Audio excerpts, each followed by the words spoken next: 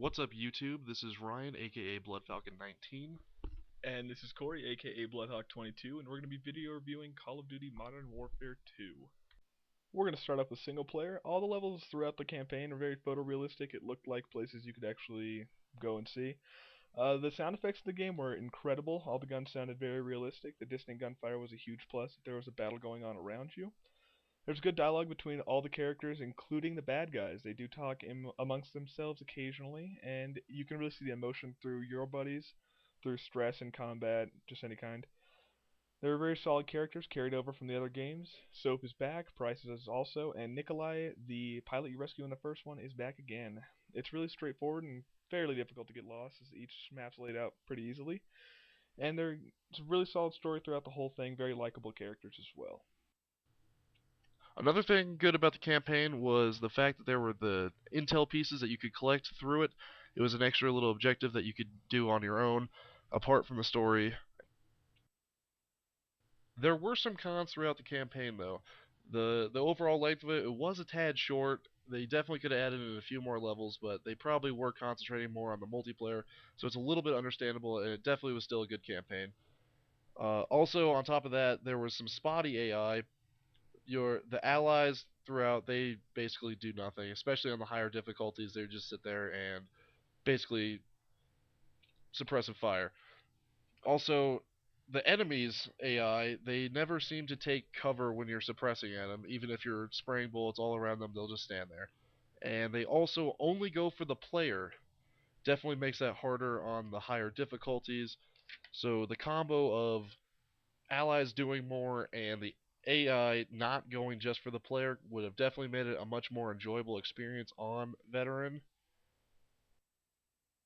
With that being said, the replay value of the campaign is not the greatest. You play through it once or twice, you pretty much get all the enjoyment out of it, and the third and fourth just aren't as good. You know the entire story pretty much by heart.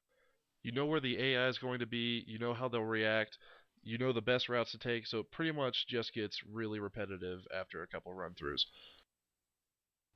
Here we have Spec Ops. I really liked how there was a good mix of objective levels and mission types, and how the AI is adapted for each mission type. I also liked how higher difficulties really require strategy.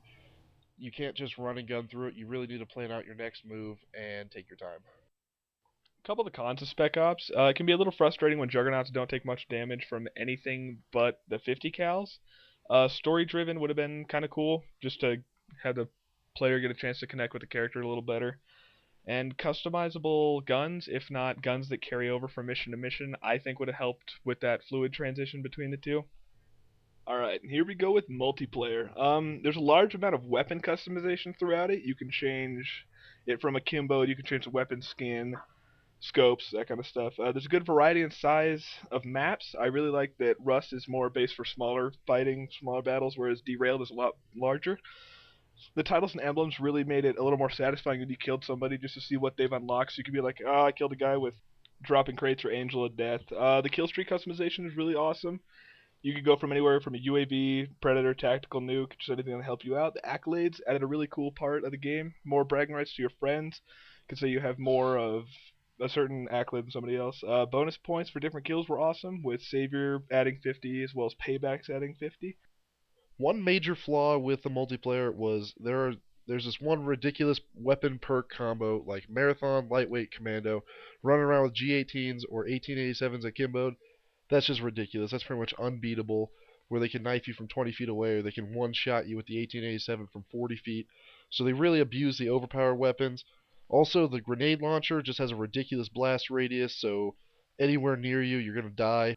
One minor flaw, though, there's not many skin types. There's only like one per side per weapon type, so there's really not much diversity. Like, you can all be rocking the same skin. Overall, Cory and I gave it a 9.5 when it first came out, but since the multiplayer has been broken by the ridiculous weapon perk combos, it's dropped to about a 6. Hope you guys enjoyed the review, and keep an eye out on our YouTube channel for any further games we will be reviewing. It's like this, yo. This is 10% luck, 20% skill, 15% concentrated